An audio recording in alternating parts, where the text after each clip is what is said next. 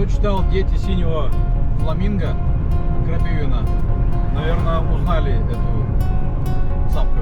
Полевской, судя по всему, родина резных тополей. Здесь местный мастер вырезает вот таких вот зверушек. Тут было дерево, был тополь.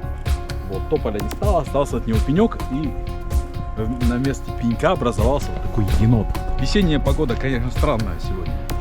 Что это там? В окрестностях Полевского есть не так много интересных объектов, но один из них я сейчас решил посетить, потому что весна, потому что, наверное, там будет интересно сегодня. Это пруд Глубочинский, правда, он замерзший сейчас.